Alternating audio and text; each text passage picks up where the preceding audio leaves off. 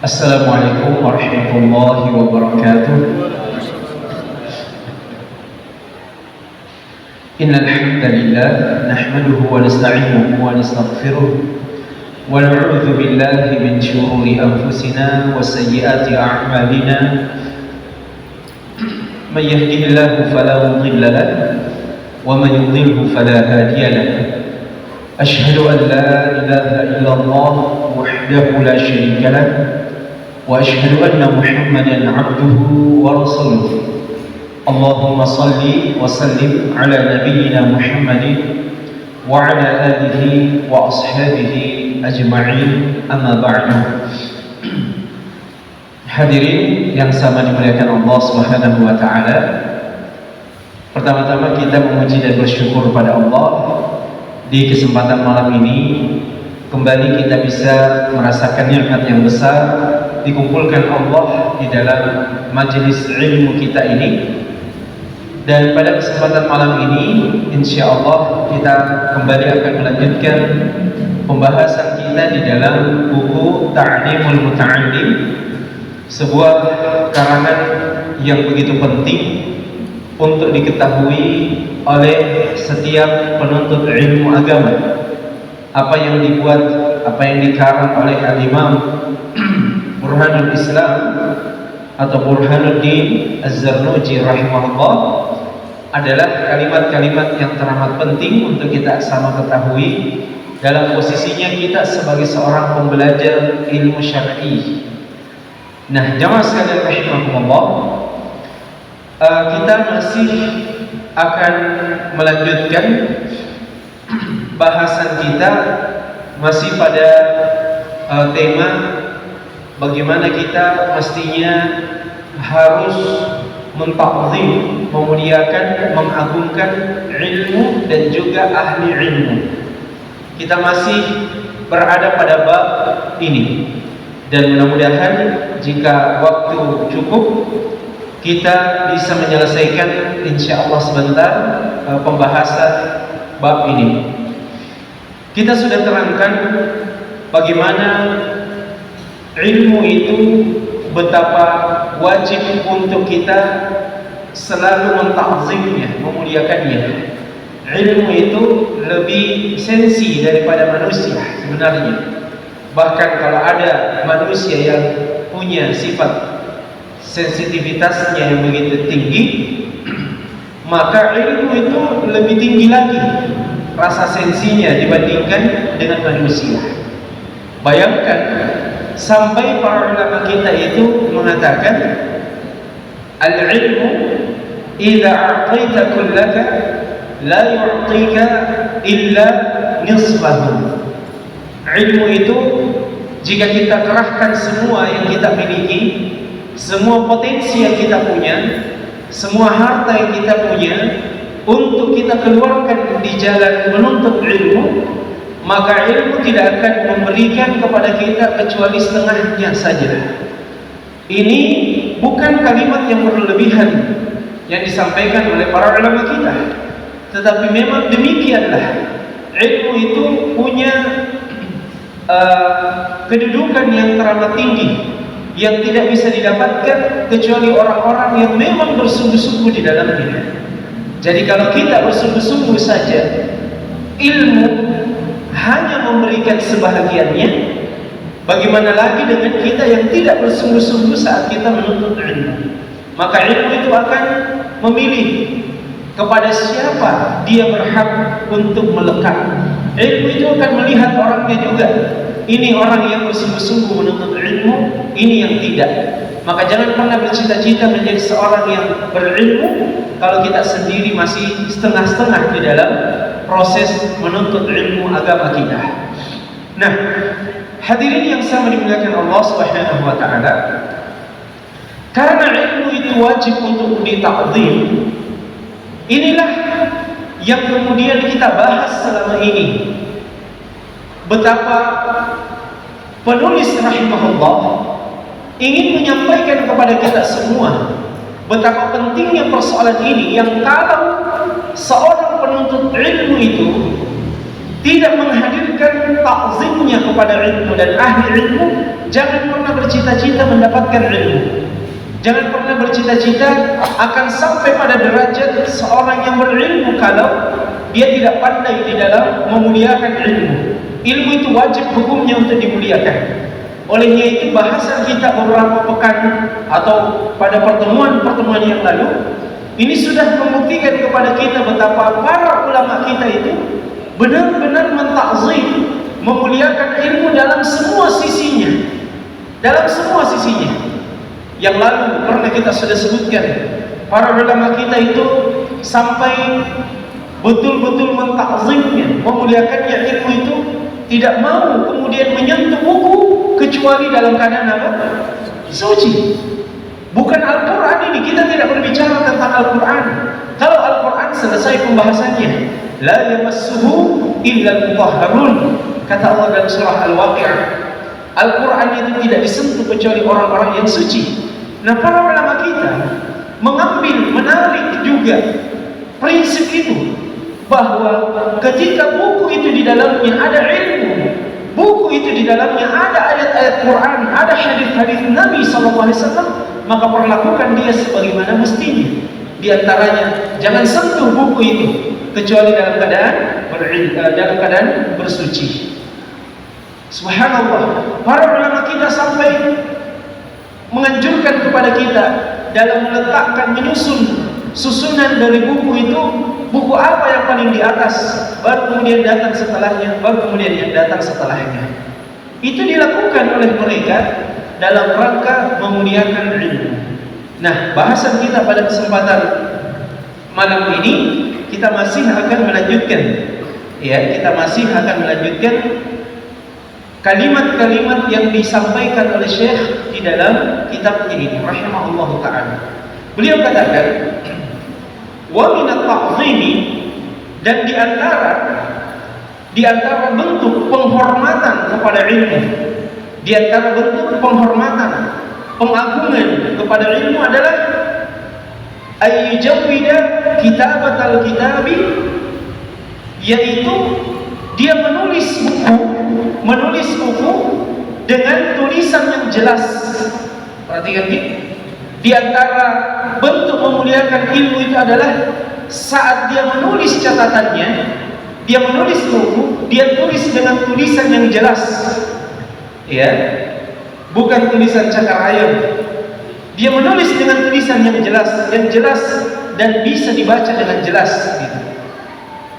Wala yuqarmitu wa yatruka al-hasyata illa 'inda darurati.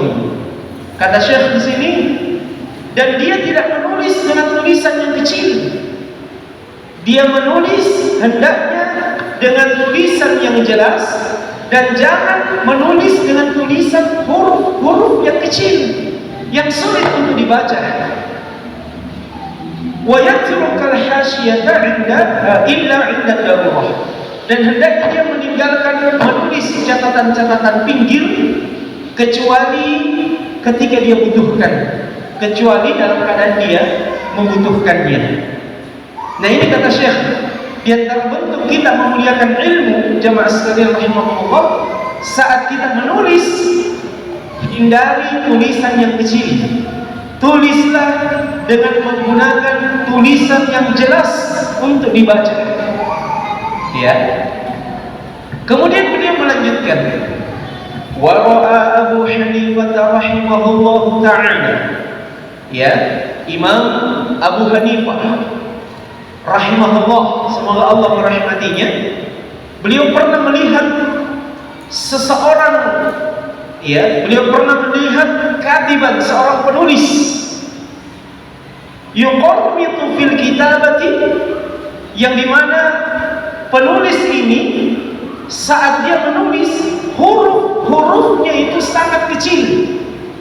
Jadi saat dia menulis, dia menggunakan font, font yang kecil. Nomor berapa mungkin fontnya itu kalau kecil? Pokoknya kecil lah, dia tulis tangan tapi kecil. Faqal, Imam Abu Hanifah kemudian mengatakan, la tuqarmit khattaka, janganlah kamu menulis khatmu, jangan menulis tulisanmu dengan menggunakan huruf yang kecil, kata Imam Abu Hanifah. Ada sebabnya beliau larang, ada hikmahnya bagi kita semua untuk menulis dengan menggunakan huruf yang jelas, huruf yang besar. Beliau katakan, in ishta tandam wa in mutta tushtam. Jika engkau masih hidup, kata beliau, in ishta, jika engkau dalam keadaan hidup, engkau akan menyesal melihat tulisanmu kecil itu. Engkau akan menyesal. Wa in mutta tushtam, dan kalau nanti kau sudah mati, kata Imam Abu Hanifah, kalau kau sudah mati, maka orang akan mencela tulisanmu itu. Orang akan mencela tulisanmu itu.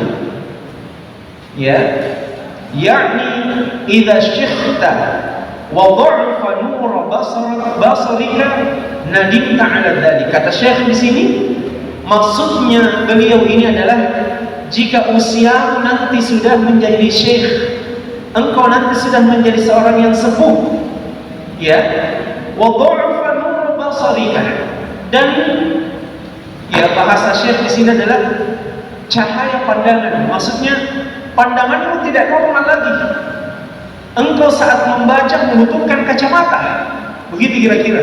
Nanti kalau engkau sudah berumur tua, ya, kekuatan pandanganmu sudah tidak sama seperti dulu. Ya, tidak sama seperti dulu, sudah melemah. Pandanganmu saat membaca itu sudah melemah. Kata Syekh, nadimta 'ala dzalik. Engkau akan menyesal melihat tulisanmu dulu. Kenapa dulu saya tulis ini kecil-kecil hurufnya? Ya. Kenapa saya tulis ini kecil-kecil hurufnya? Ini kan dulu belum ada keyboard, ya, belum ada Word, belum ada Office dan seterusnya. Sehingga tidak bisa di-setel ini, diperbesar, diperkecil, diperbesar, diperkecil. Ya. Kalau dulu kan manual, tulis tangan. Nah, ulama terdahulu itu menganjurkan untuk kalau menulis ilmu, tulis dengan tulisan besar. Tulis dengan tulisan yang besar, ya, supaya engkau tidak menyesal nanti di hari tuamu saat engkau akan membaca kembali, memurojaah kembali tulisan itu. Engkau tidak menyesal, engkau masih kuat membaca. Kenapa? Karena besar tulisannya. Dan saat engkau meninggal, engkau wariskan buku itu, orang tidak akan setengah mati membaca, ya, karena jelas tulisannya, Masya Allah. Jadi ini pesan yang penting sekali jemaah sekalian, khususnya bagi mereka-mereka yang produktif di dalam menulis buku, ya, yang mencatat, ya.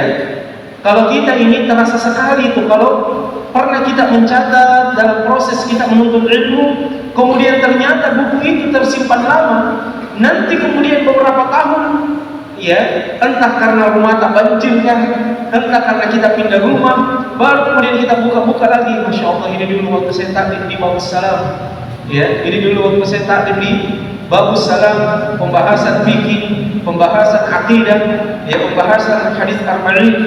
Ya, jangan minta taklimul muta'allim karena tidak ada kita mencatat. ini pembahasannya. Itu kalau kita tulis, Masya Allah, kita akan bahagia melihat, wah, jelas tulisannya, jelas catatannya. Tapi kalau kecil-kecil, apalagi kalau kita sudah tua, apa ini bacanya? Nah, dia menulis itu, dia punya tulisan, ya, susah dia baca. Bagaimana lagi kalau dia mewariskan catatan itu orang lain? Orang lain bilang, ada di jamaah pembajikan, buka Google, ya, kalau mau dapat penjelasan daripada tak tahu apa bacaannya. Nah, kalau kita melihat di internet, silakan kita buka nuskhah, atau pada bahasa kita naskahnya, literatur, buku-buku tulisan tangan asli para ulama kita sebelum masuk ke penerbit. Itu tulisan-tulisan bahasa Arab yang Masya Allah, ya, orang Arab saja belum tentu bisa baca itu tulisan, ya. Jadi ini penting sekali supaya ilmu yang kita rekam lewat tulisan itu kita bisa nikmati di masa tua kita, atau bisa kita wariskan kepada anak cucu kita, orang lain dan dia senang ketika dia membuka dan dia membaca, ternyata tulisannya jelas, ternyata tulisannya jelas, dan dia bisa baca, dia bisa mengambil manfaat di situ. Nah, ini ternyata dijadikan oleh Syekh sebagai bagian dari ta'zim kepada ilmu, ya, supaya tidak terputus ilmunya. Bayangkan sudah bagus-bagus ilmu itu dicatat, tapi ternyata tidak bagus tulisannya, akhirnya stop ilmunya sampai di sini. Maka di antara cara kita untuk atau bentuk kita memuliakan ilmu, saat kita mencatat, catat dengan tulisan yang bisa kita baca, catat dengan tulisan yang bisa kita baca dengan jelas. Kemudian Syekh melanjutkan dengan mengatakan, wa hukiya 'an Syekh Al-Imam Majduddin As-Sarhaki rahimahullah. Ya, diceritakan dari Syekh Al-Imam Majduddin As-Sarhaki. Hukiya annahu qala, dikisahkan, diceritakan bahwasanya beliau pernah mengatakan, ma qarratna illa nadimna, tidaklah kami menulis dengan tulisan yang tidak jelas, tulisan yang kecil, melainkan kami menyesal, kata beliau. Wa man takhatna illa nadimna, begitu pula tidaklah kami yang meringkas, mengutip, ya, kutipan yang terlalu ringkas. Jadi dia menggunakan, maksudnya di sini dia menggunakan potongan-potongan kalimat yang dia ringkas.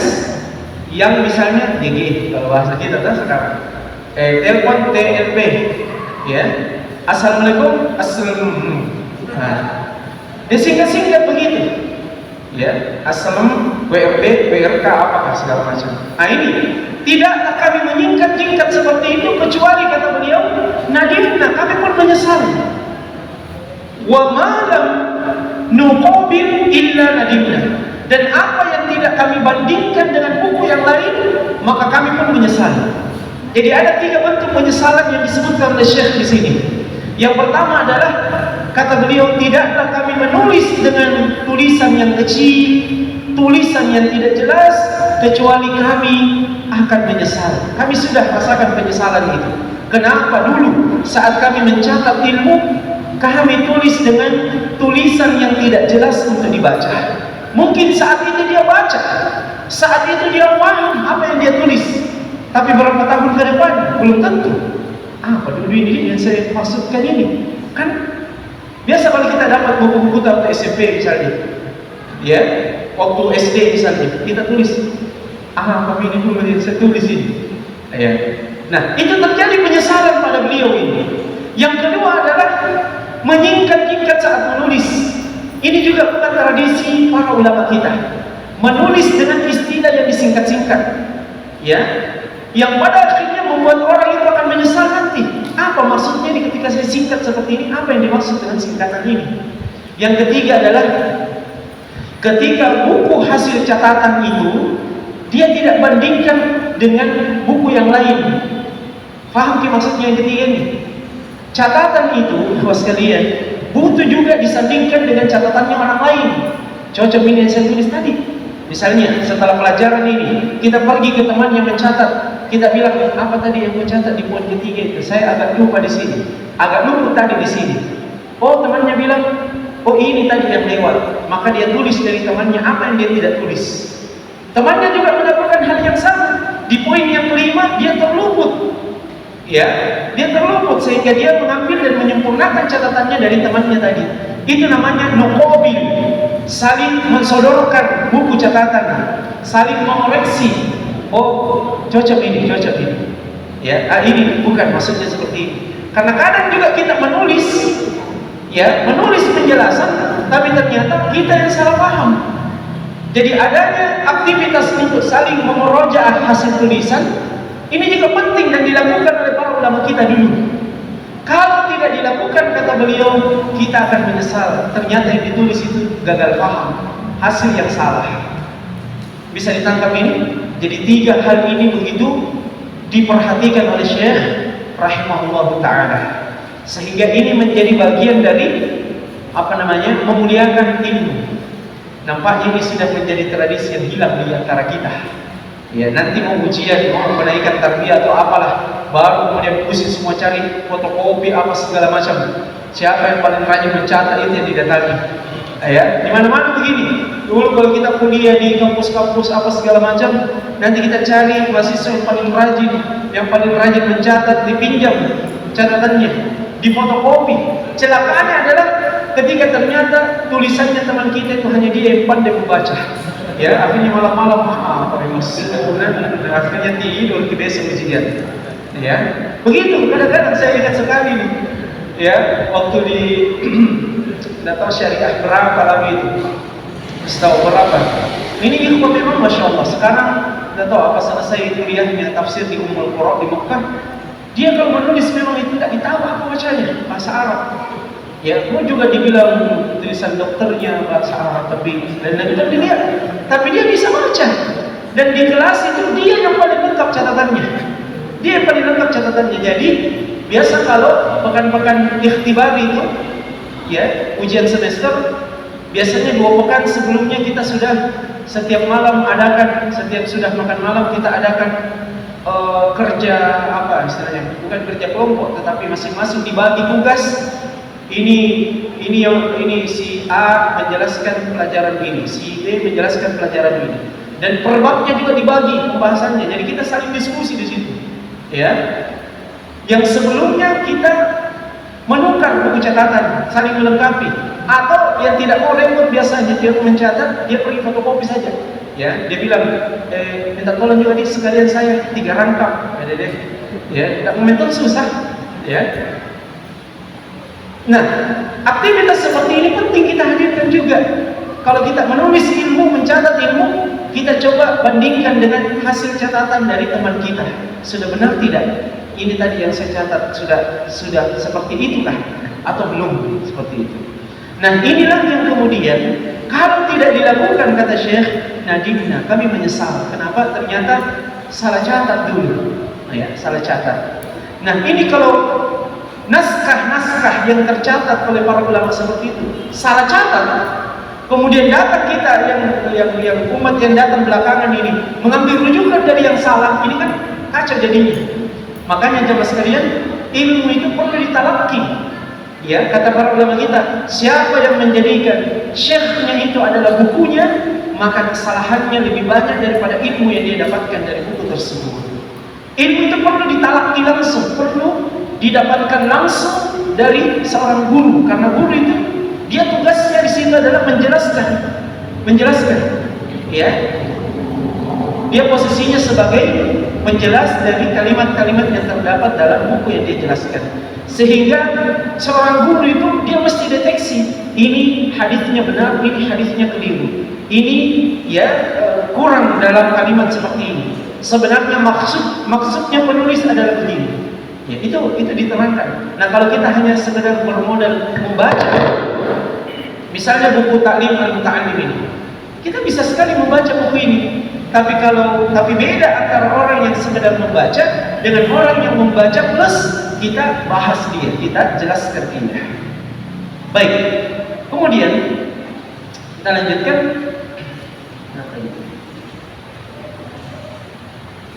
Ya. Kemudian Syekh katakan, wa yabghi an yakuna taqti'ul kitabi murabba'an, dan sepantasnya lah, seharusnya lah kitab itu, buku itu, ya, taqti' dia berbentuk murabba' dari kata-kata arba'ah 4. Murabba' maksudnya berbentuk segi 4.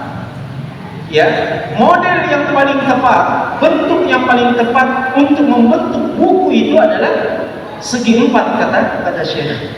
Ya, fa innahu taqti'u Abi Hanifah rahimahullah taala, karena itu merupakan bentuk bukunya Imam Abu Hanifah. Jadi subhanallah, ini sejarahnya. Kenapa buku ini berbentuk segi 4 seperti ini? Kan bisa saja buku itu bentuknya apa? Memanjangkah? Atau bentuk silinder? Atau sekalian bulat? Ya? Atau apakah? Kenapa buku ini bisa segi 4? Kata Syekh, Model bukunya Imam Abu Hanifah itu segi 4. Jadi kalau sekalian, dulu itu belum ada percetakan, dulu belum ada mesin pemotong, ya, sehingga kita bisa bayangkan ketika para ulama kita itu harus memungut media-media yang bisa dipakai untuk mencatat. Jadi kalau dari segi estetika, bentuk dari catatan mereka sebenarnya tidak indah, tidak bagus. Ada halaman yang ditulis dari pelepah, ya, atau lapisan kulit dari pohon, ada bekas-bekas kertas, ada begini dan begitu. Tidak cantik dilihat dalam bentuk seperti ini. Ada jilid spiral lah, ada jilid apalah misalnya, tidak bagus. Kita bisa bayangkan, ayo kita tarik perhatian kita bayangkan bagaimana ulama dulu yang tidak ada jilid-jilidannya, tidak ada kertas khususnya HPS, ada yang portofolio, tidak ada yang seperti itu. Mereka menulis di mana yang bisa mereka pakai untuk menulis. Bentuknya juga tidak bisa diseragamkan. Maka kata para ulama kita, bentuk yang paling mudah atau memudahkan kita untuk menulis ilmu dan mempelajari ilmu adalah membentuknya dengan bentuk segi 4. Bentuk segi 4. Dan ini telah dilakukan oleh Imam Abu Hanifah. Imam Abu Hanifah yang telah memulai untuk menulis catatan-catatan beliau itu di buku, ya, di catatan yang beliau bentuk menjadi segi 4. Kata Syekh, wa huwa aisaru 'ala ar-raf'i wal wad'i wal muthala'ati. Bentuk segi 4 ini, murabba'an, ini adalah bentuk yang paling mudah untuk di ar-raf', untuk diangkat, untuk dibawa. Bentuk segi 4 ini bentuk yang paling mudah untuk membawa buku itu dalam bentuk dia segi 4. Wal wad'i, dan juga bentuk yang paling mudah untuk saat dia diletakkan, disimpan, mungkin disusun. Ini bentuk yang bagus, cocok kalau dia segi 4. Atau wal muthala'ah, kalau kita mau muthala'ah buku tersebut, ya, membaca, murajaah, ya, membalik-balikkan halamannya, itu namanya muthala'ah. Muthala'ah itu dia membaca, kemudian dia balik lagi halamannya, dia baca lagi, dia balik lagi halaman, itu namanya muthala'ah, ya. Nah, bentuk segi 4 dari buku itu memudahkan kita untuk membuka-buka halamannya. Beda dengan bentuk-bentuk yang lain. Ya, kalau tidak percaya, bikin coba bentuk buku tapi menjadi bulat misalnya, lain-lain dirasa, ya, serasa mau terus ditendang seperti bola. Ya. Nah, kalau dia bentuknya murabba'an atau segi 4, maka ternyata itu bentuk yang begitu memudahkan kita untuk membukanya, membawanya, menyimpannya dan seterusnya. Ya. Apalagi kalau kecil-kecil bukunya. Bayangkan ini buku masuk di tas kecil saya, ya. Bisa dibawa kemana-mana. Ya. Tapi kalau dia agak besar itu agak, ya, punya tantangan tersendiri lah kalau bentuknya lain. Kemudian kata Syekh di sini, dan ini ternyata adalah bentuk memuliakan ilmu juga. Ya, bentuk memuliakan ilmu. Kemudian kata Syekh lagi, wa yanbaghi an la yakuna fil kitabati syai'un min al-humrah. Tidak boleh, hendaknya seseorang itu tidak boleh memakai tinta yang berwarna hamra, merah. Kalau mau menulis jangan pakai tinta yang warna merah. Ya, kata Syekh, fa innahu min sani'il falasifah. Karena itu adalah kebiasaannya para falasifah. Falasifah itu filsuf, orang-orang tasawuf. Ya, itu kebiasaan orang-orang tasawuf menulis dengan menggunakan tinta yang berwarna merah. La sani'us salaf. Dan itu tidak pernah dikerjakan oleh para ulama salaf. Ulama salaf itu tidak pernah menulis catatan mereka dengan menggunakan tinta yang berwarna merah. Yang ada tinta yang berwarna hitam. Jadi yang berwarna merah itu tradisinya di luar Islam. Jadi jangan menulis ilmu dengan menggunakan tinta yang berwarna merah. Kan biasa itu ada ikhwah yang rajin sekali. Kalau ayat Al-Quran yang dia kutip, kan ada pulpen itu yang banyak sekali ditanya itu. Dia tinggal tarik, muncul warna hijau, muncul warna merah, muncul warna biru, muncul warna hitam. Ya, ya, memudahkan dia untuk menulis penjelasan. Kalau mau menulis ayat Quran, dia pakai warna merah. Kalau mau menulis hadis, redaksi hadis, dia pakai warna biru. Kalau dia mau tulis penjelasan, dia pakai warna hitam. Jadi isi bindernya itu warna-warni, indah, bagus. Tapi ternyata kata para ulama kita, hindari warna merah, karena warna merah itu ya warna yang dihindari oleh para ulama kita dulu ketika mereka menulis ilmu, karena itu kebiasaan yang dilakukan oleh para falasifah, orang-orang falsafah, filsuf, orang-orang kafir ini. Jadi sampai mereka mau memuliakan ilmu, tidak mau memasukkan tradisi orang-orang kafir di dalam proses menuntut ilmu syar'i. Baik, kemudian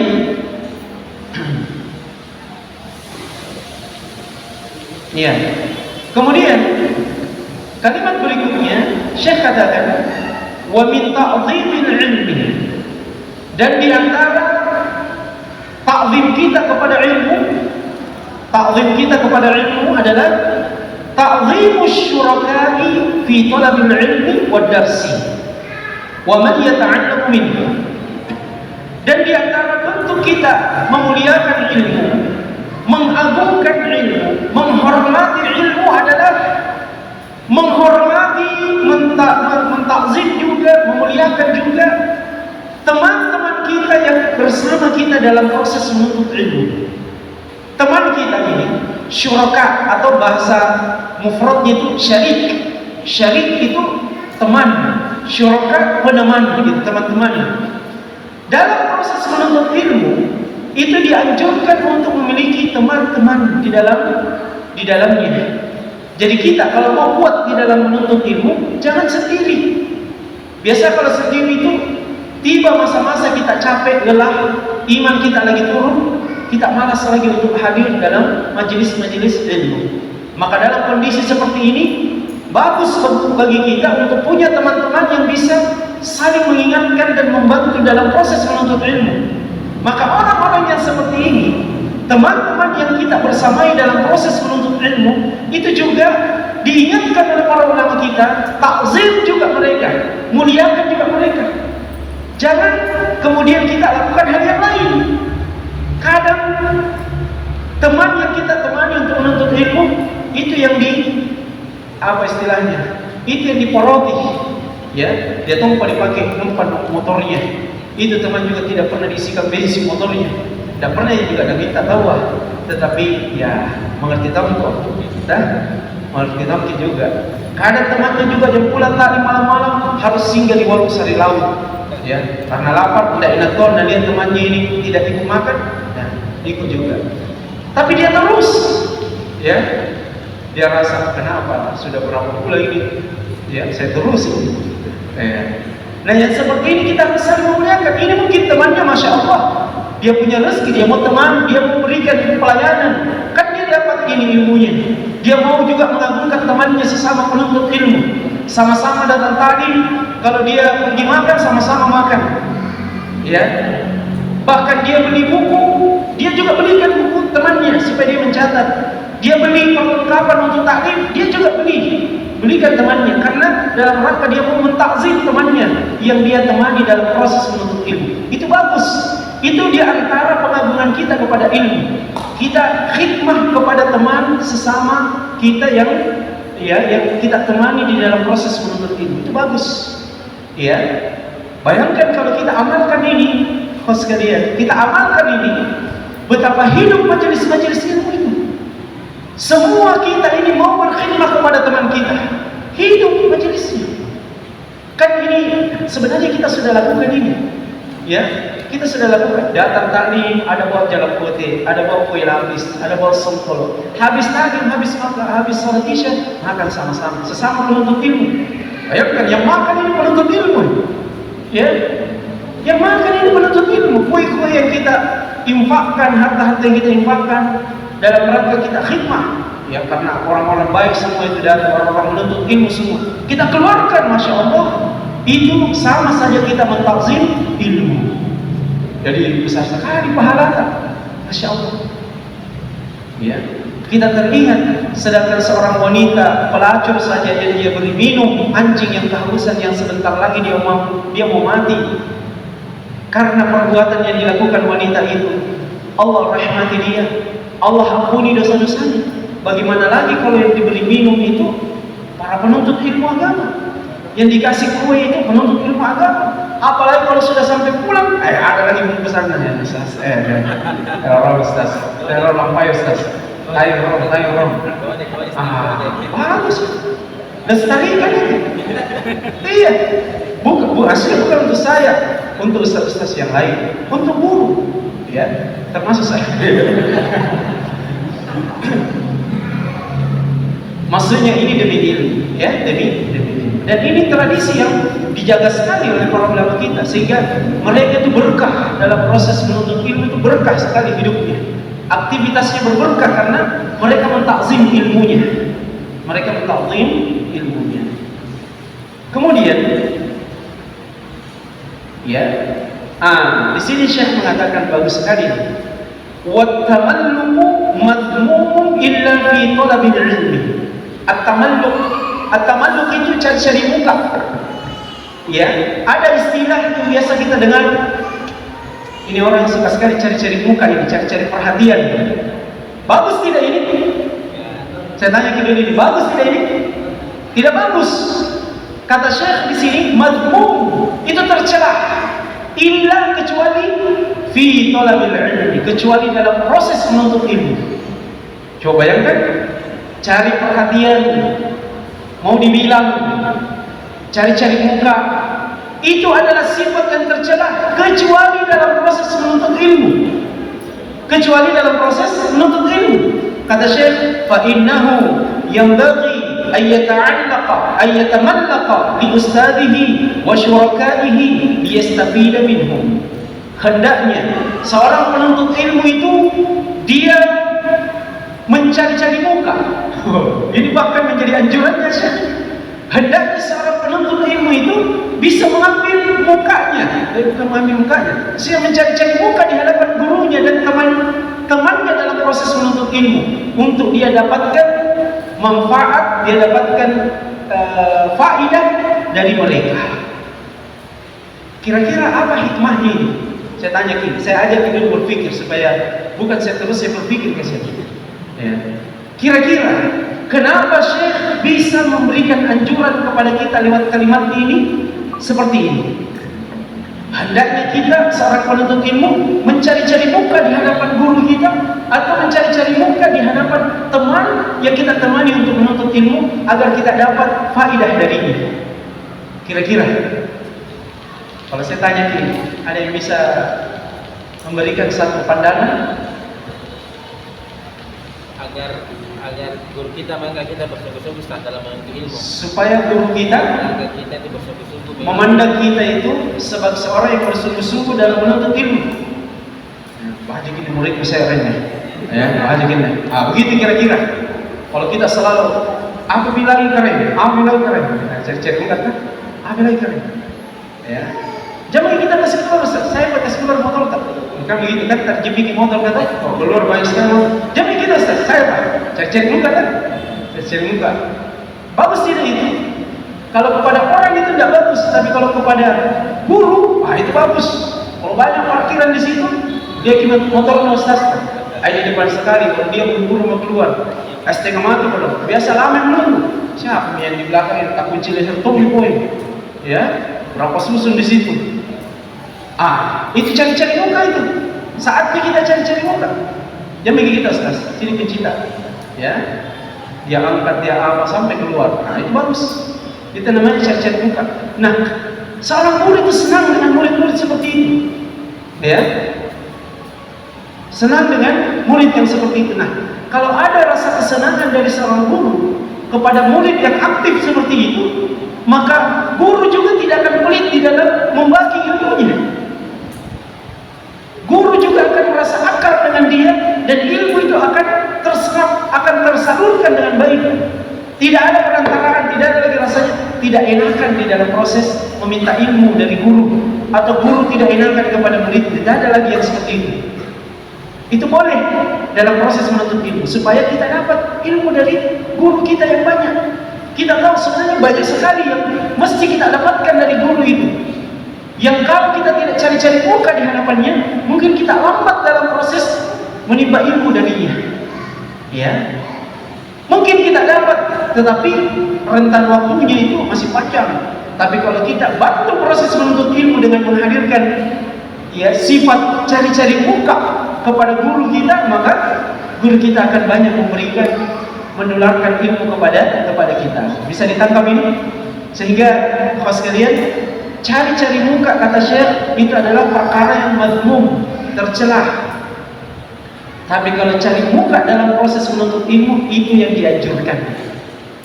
Ada sekarang itu fenomena penuntut ilmu malu-malu. Sisir kadang deh, malu-malu pas saya. Yang ini di depan makin dulu. Biar pas saya di sini, sandar-sandar. Ada yang begitu. Diajak apa segala macam. Malu-malu sama ustaz. Bertanya makin tidak, malu-malu saya.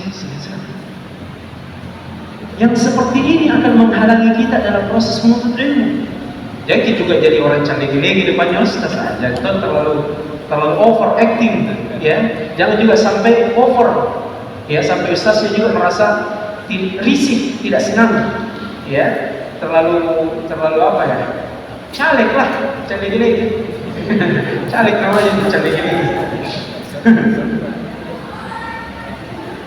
Kemudian kata Syekh lagi dalam lanjutan kalimat beliau, wa yanbaghi li talibil ilmi ay yastami'a al-'ilma wal hikmata bi ta'dhimi wal hurmati. Ini keren sekali nih kata beliau. Dan seharusnya, sepantasnya seorang penuntut ilmu itu ay yastami'a, dia mendengarkan al-'ilma wal hikmah, dia mendengarkan ilmu dan hikmah bita'zimi wal hurmah, dengan penuh pengagungan dan penuh penghormatan.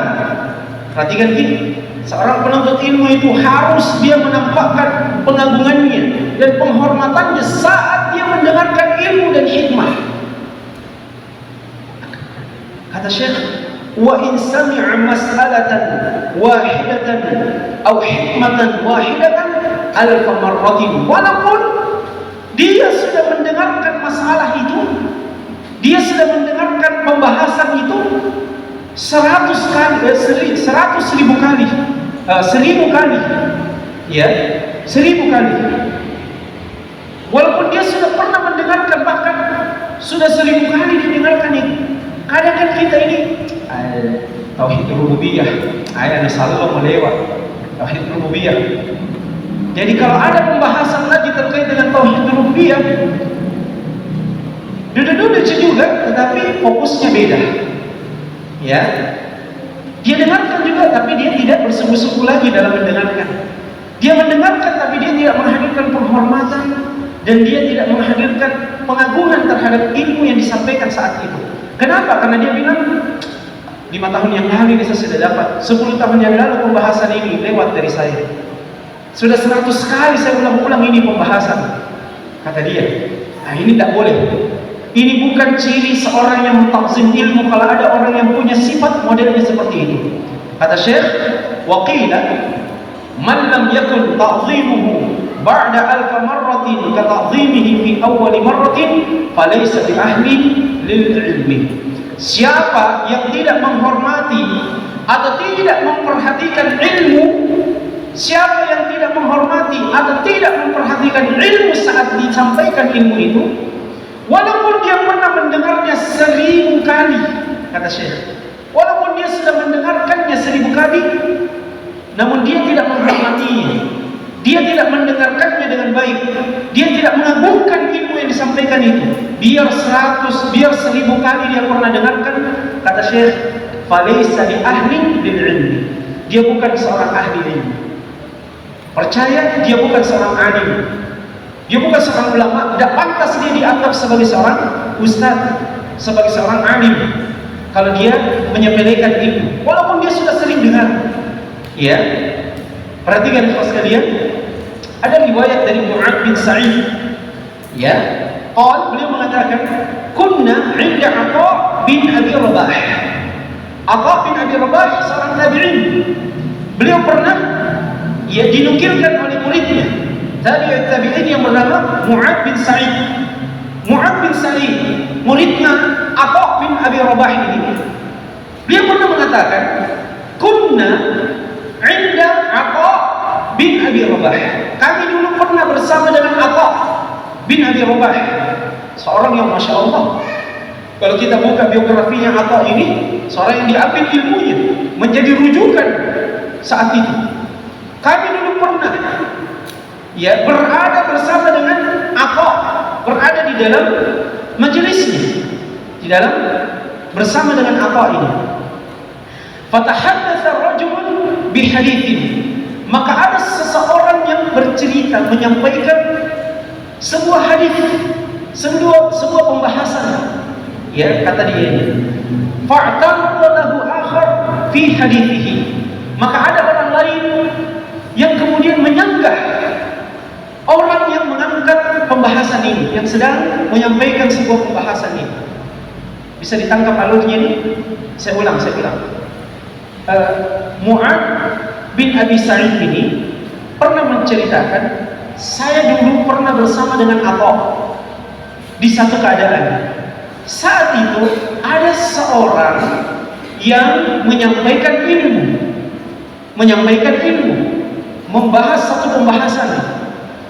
Ketika dia menyampaikan ilmu dan membahas satu pembahasan, ada orang lain yang menyanggah orang ini, ada orang lain yang membantah pembahasan orang ini, ada orang lain yang mendebat orang ini. Apa yang terjadi? Faqala Atha bin Abi Rabah kemudian mengatakan, subhanallah, maha suci Allah, ma hadhihi akhlaq, akhlak apakah ini? Akhlak apakah ini, kata Atha ini? Wa ma hadhihi ahlam, mimpi apakah ini?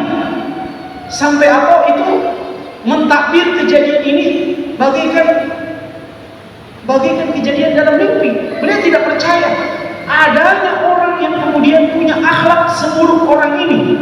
Orang lagi membahas satu pembahasan, dibantah oleh dia, karena dia sudah tahu pembahasannya. Tabe Ustaz, tidak begitu dulu mendengar tabe, begitu mungkin. Ya, lagi dibahas ini. Tabe Ustaz, saya mau bertanya dulu. Ya, kayaknya begini. Dulu Ustaz yang saya dengarkan, Ustaz Anu disebut namanya, pendapatnya begini. Pemandangan seperti ini ketika dilihat oleh Atha, beliau heran. Beliau sampai mengucapkan, subhanallah, ma hadhihi akhlaq, akhlak apakah ini? Ma hadhihi akhlaq, sampai beliau mengatakan, mimpi apa ini? Sampai beliau tidak percaya ini betulan ada orang yang bisa melakukan sebuah akhlak yang tidak terpuji dalam majelis seperti itu. Ini orang betul dia sudah pernah mendapatkan pembahasan yang dibahas oleh orang ini, tapi caranya tidak benar, akhlaknya buruk dengan model keadaan seperti itu. Akhirnya beliau katakan begini, inni la asma'ul hadits minar rajul, sungguh saya mendengarkan pembahasan dari orang ini, wa ana a'lamu minhu, sedangkan saya adalah orang yang lebih berilmu dari orang ini. Kata Atha bin Abi Rabah, saya adalah orang yang lebih berilmu daripada orang yang membahas pembahasan ini. Fa urihim min nafsi anni la ahsinu minhu syai'an, tapi saya ingin memperlihatkan kepada mereka, saya ingin memperlihatkan kepada orang ini dan orang-orang yang membersamai orang ini, bahwa saya seakan tidak pernah mengetahui pembahasan itu sedikit pun. Atha bin Abi Rabah duduk dengan khusyuknya mendengarkan pembahasan dari orang ini tanpa disanggah sedikit pun, tanpa punya gestur bahasa tubuh yang tidak enak, yang kalau mungkin kita, karena sudah kita lebih berilmu, kita yang di bawah duduk ini lebih berilmu dari orang yang di atas duduk, apalagi pembahasannya sudah pembahasan yang di luar kepala kita yang duduk di bawah itu. Akhirnya apa? Dia buka-buka saja chat WA-nya, dia periksa ada tidak pesan yang masuk, mungkin dari istrinya, mungkin dari anak-anaknya, suruh beli martabak, suruh terapi segala macam. Itu lebih dia kerja daripada harus mendengarkan ilmu dari orang yang lebih di bawah levelnya, apalagi pembahasannya sudah pernah lewat darinya. Terjadi tidak pada zaman kita hari ini? Na'udzubillah min dzalik. Makanya model-model kita dengan model seperti itu tidak akan pernah sampai tujuannya ke ilmu yang sebenarnya. Karena modelnya begitu. Tapi para ulama kita tidak.